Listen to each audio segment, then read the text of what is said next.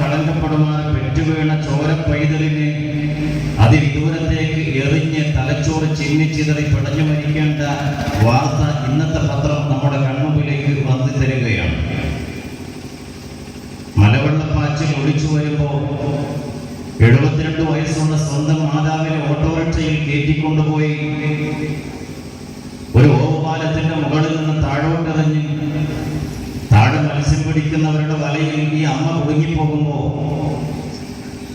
ജീവന്റെ ചെറിയൊരു തുടിപ്പ് ആ അമ്മയിൽ ഉണ്ടെന്ന് തിരിച്ചറിയുന്ന ആ മത്സ്യപ്പിടുത്തക്കാർ ആശുപത്രിയിൽ എത്തിക്കുകയും ആ അമ്മ ജീവിതത്തിലേക്ക് തിരികെ വരുമ്പോൾ പോലീസ് ഉദ്യോഗസ്ഥർ വന്ന് ആ അമ്മയെ ചോദ്യം ചെയ്തു, ആരാണ് അമ്മ നിങ്ങളെ ഈ പുഴയിൽ എറിഞ്ഞത്?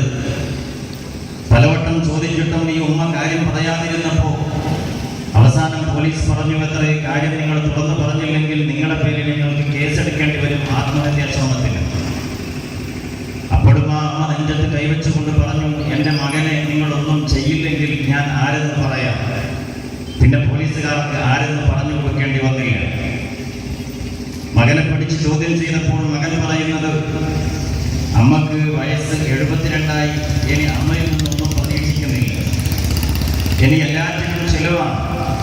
ഇപ്പോഴാവട്ടെ ഈ മഴ നിവർത്ത് പെയ്യുന്ന സമയത്ത് പുഴയിൽ ഒഴിച്ചു പോകുന്ന ആളുകൾക്ക് ഗവൺമെന്റ് 25,000 രൂപ നഷ്ടപരിഹാരം നൽകുന്നുണ്ട്.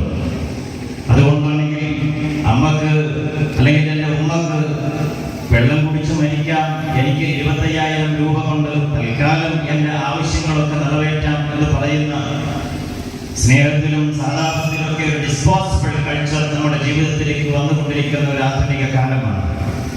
ഇവിടെയാണ് നാട് വിട്ട് കടൽ കടന്ന് മണലാരണ്യത്തിൽ ഇറ്റുവീടുന്ന വിയർപ്പ് തുള്ളികൾ ദീർഘമകളാക്കി ദീനാറുകളാക്കി റിയാലുകളാക്കി കട്ടപ്പെടുന്നതിനിടയിൽ സ്വന്തം ദുഃഖങ്ങളെല്ലാം മെഴുകുതിരി പോലെ ഒരുങ്ങി തീരുമ്പോഴും അന്യർക്ക് വെളിച്ചം നൽകുവാനും സമാശ്വാസവും ആശ്വാസവും നൽകുന്നതിന് വേണ്ടിയിട്ട് രാപ്പകലില്ലാതെ കഠിനാധ്വാനം ചെയ്യുന്ന പ്രവാസ ലോകത്ത് നമ്മുടെ പൊന്നുമക്കൾ, ഞങ്ങളുടെ നാട്ടിലെ മക്കൾക്ക് പഠിക്കാൻ സ്മാർട്ട് ക്ലാസ് റൂം വേണം, പെരുന്നാൾ ആഘോഷിക്കാൻ അരികിട്ടാതെ കഷ്ടപ്പെടുന്നവരുണ്ടെങ്കിൽ അവരുടെ വീടുകളിലേക്ക് സന്തോഷത്തിന്റെ ഒരു ഉപഹാരം സമർപ്പിക്കണം, ചികിത്സ കിട്ടാതെ